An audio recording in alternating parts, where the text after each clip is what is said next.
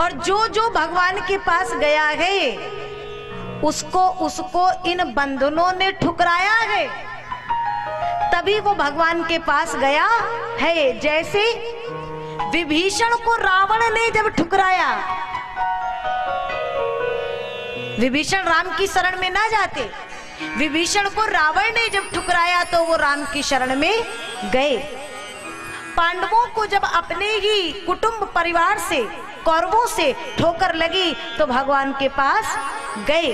बिल्व मंगल को जब वो वैश्या ने ठुकराया तब वो वहां गए। नरसिंह को जब परिवार के लोगों ने ही ठुकराया तो कृष्ण की शरण में गए। ऐसे ही ध्रुव को जब पिता और उस विमाता ने ठुकराया तो ध्रुव आज नारायण के भजन के लिए चल दिए। और मार्ग में जा रहे कोई भी मिलता तो पूछते जाते, मेरा नारायण मुझे कहाँ मिलेगा, कहाँ मिलेगा। मार्ग में एक बार कुछ चोर मिल गए, राजकुमार है, आभूषण धारण कर रखे हैं, वो आभूषण ले लिए, मैं बताऊंगा तुम्हारे प्रभु तुम्हें कहाँ मिलेंगे। मारने को उद्यत हुए पर जाको राखे साइयां, मार सके ना कोई। और ध्रुव चल दिए, आगे बढ़ते जा रहे हैं। नारद ने देखा ऐसे कैसे जा सकते हैं, थोड़ी कुछ परीक्षा भी तो ली जाए, थोड़ी कुछ परीक्षा भी तो ले जाए। मार्ग में आए, संत का स्वरूप देखते ही ध्रुव चरणों में गिर गए, प्रणाम किए। कहाँ जा रहे हो? मैं नारायण की खोज करने जा रहा हूं। आप तो संत हैं, मेरे प्रभु मुझे कहाँ मिलेंगे बताइए ना। नारद जी ने कहा, बेटा ये तेरी अवस्था नहीं है भजन करने की, लौट जा, खूब राजपाट का आनंद ले। और जब जीवन की अंतिम अवस्था आए, आज के युवानों की बात है ना, जब बुढ़ापा आएगा तो भजन करेंगे, कथा सुनना, भजन करना, पूजा करना, ये हमारा काम थोड़ी है। ये तो घर के जो हाँ बुजुर्ग हैं, आज के जो युवान कहते हैं जो यूजलेस हैं, वो भजन करें। लेकिन आज का हर एक युवान इन भक्तों से, इन बालक भक्तों से शिक्षा ले। एक संत ने कहा, भोजन और भजन अंतर मात्र कितना है? मात्रा का। क्यों भाई? भोजन में, इस शब्द में मात्रा है, लेकिन भजन में मात्रा नहीं है। देखा जाए तो दोनों शब्द एक जैसे हैं, फर्क इतना है, मात्रा का तात्पर्य ये है कि जो भोजन लो, जो प्रसाद लो, इसमें मात्रा का ध्यान रखना चाहिए। ज्यादा ले लोगे तो अपच हो जाएगी, डॉक्टर के यहाँ जाना पड़ेगा। और लेकिन भजन शब्द जो है, इसमें मात्रा की कोई पाबंदी नहीं है, कोई सीमा नहीं है। ये जितना हो जाए उतना कल्याणकारी है, और जब हो जाए उसी समय कल्याणकारी है प्यारे।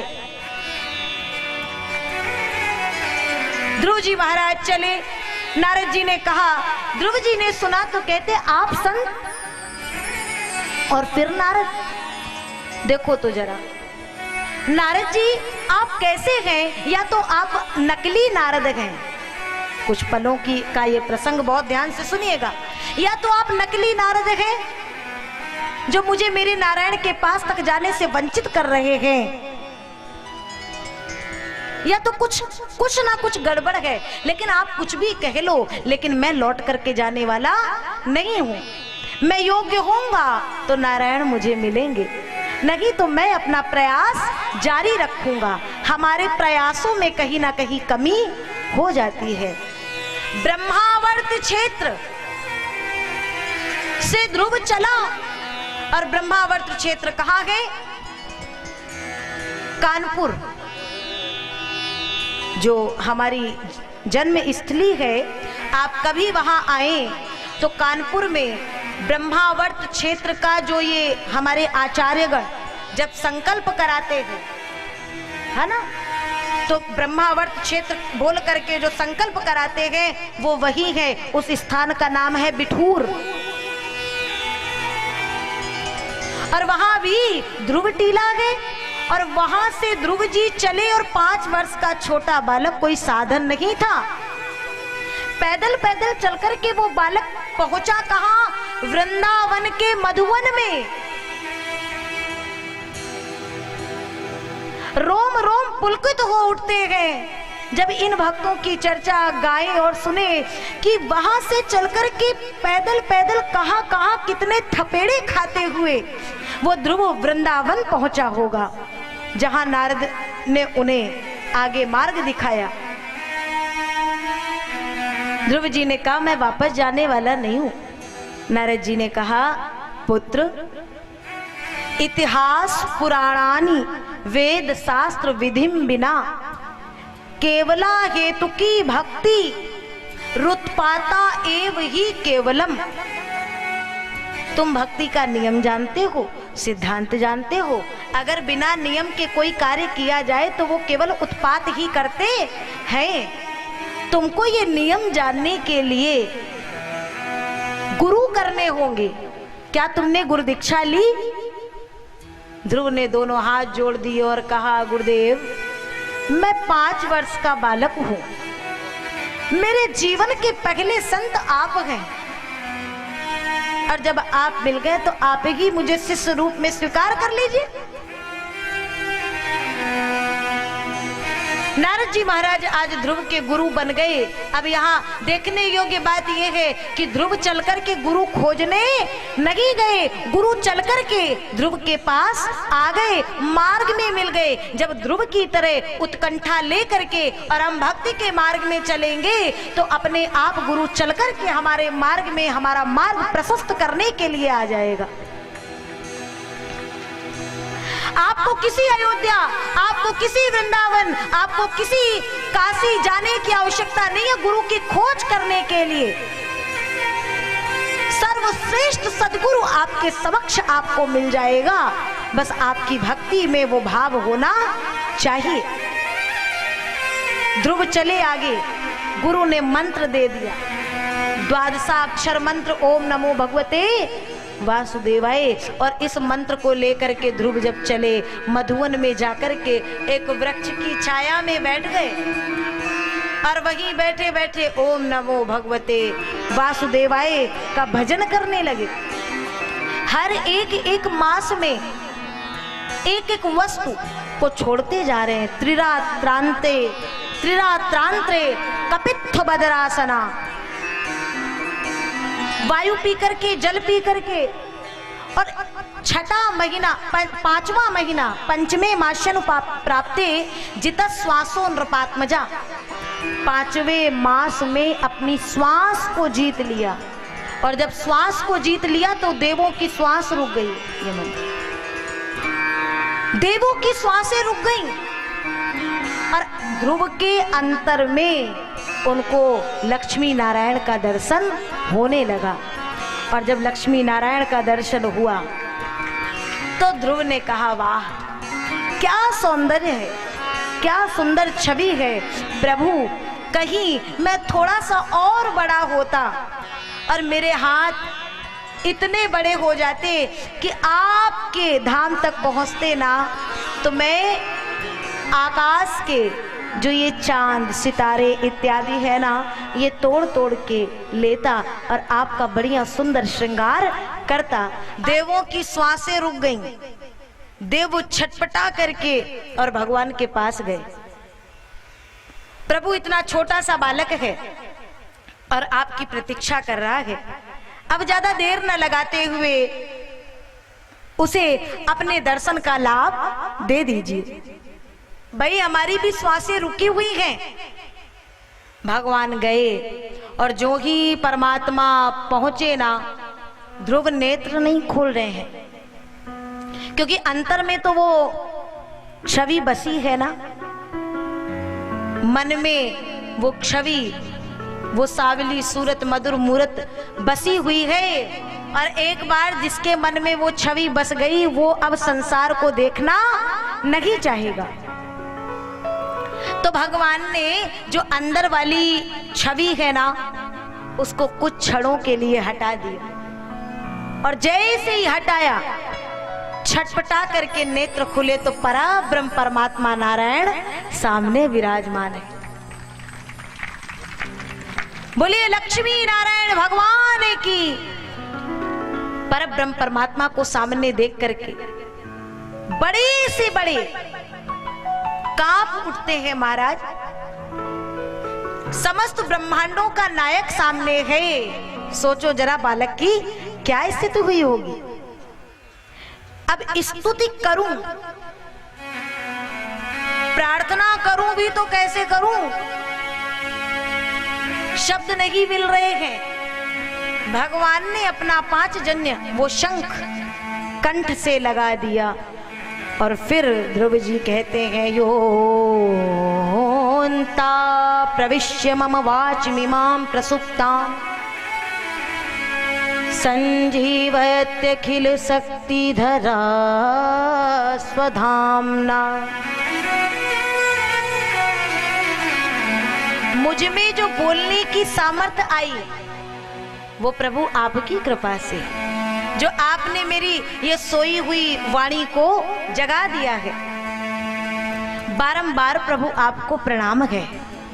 भगवान ने ध्रुव के मस्तक पर, शीश पर हाथ फेरा, हृदय से लगाया और कहा, ध्रुव आज मैं तुझे क्या दे दूं, बोल, तू जो कहेगा। ध्यान से सुनिएगा, तू जो कहेगा, योग कहे तो योग दे डारूं, मोक्ष कहे तो मोक्ष दे डारूं, अभोग कहे तो भोग दे डारूं। ध्रुव जी ने कहा, आप मिल गए हैं। एक पिता ने मुझे गोद में उठाने से वो पीछे हट गए, परम पिता ने आज मुझे अपनी गोद में स्वीकार कर लिया। अब इससे अधिक क्या चाहिए।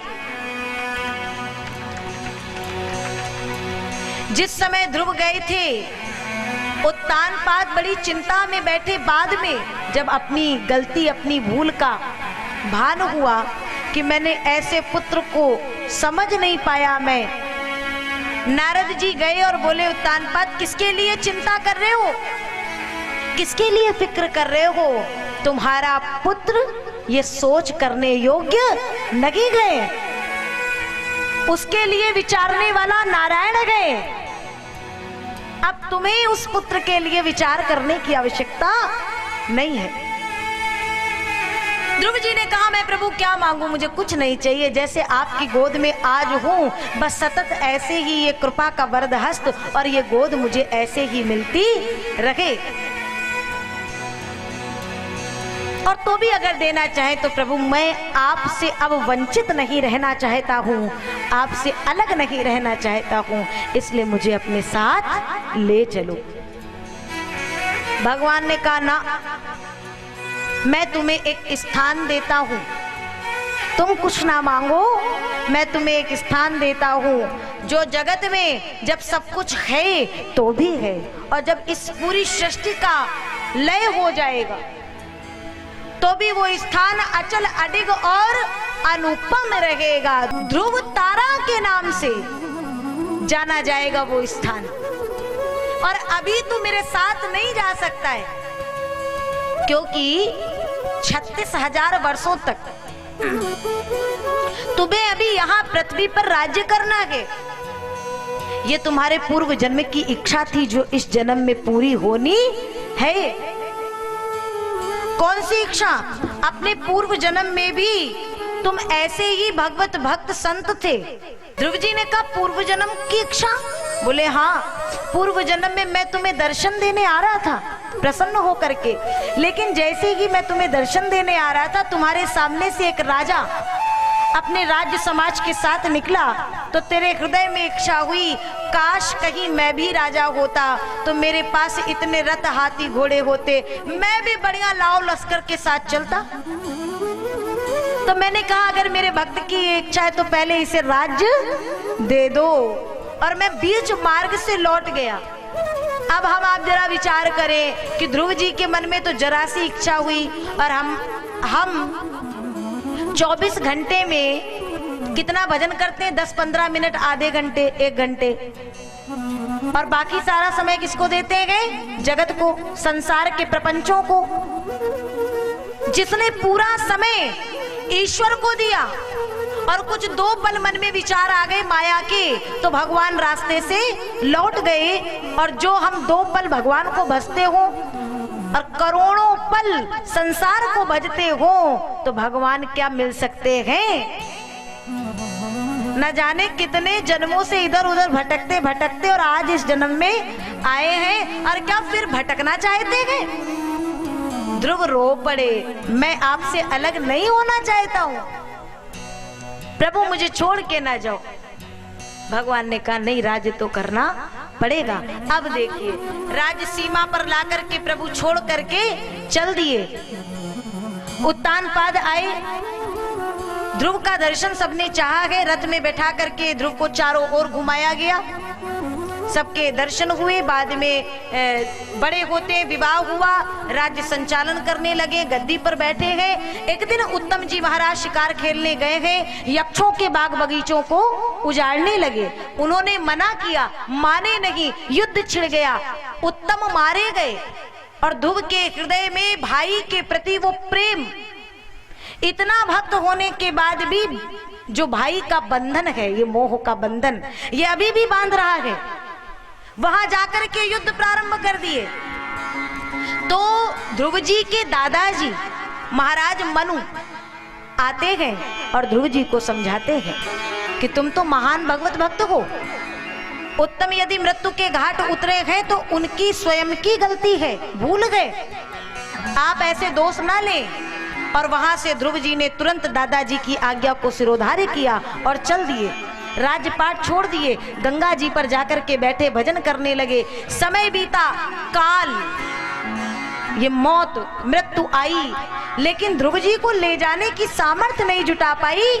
तो ध्रुव जी के सामने शीश झुका दी, मस्तक झुका दी, आप अपना चरण मेरे मस्तक पर रख करके और तब भगवान की ओर जाएं।